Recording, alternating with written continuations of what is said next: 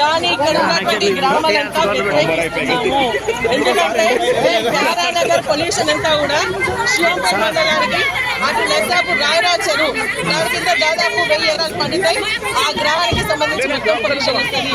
ఇక్కడ గ్రామాలంతా ఉద్దు మొత్తుకున్నా గతంలో మేము ఆపడం జరిగింది. ఇక్కడ ఉన్నటువంటి వాళ్ళు కోర్టుకు స్టే పోవడం జరిగింది.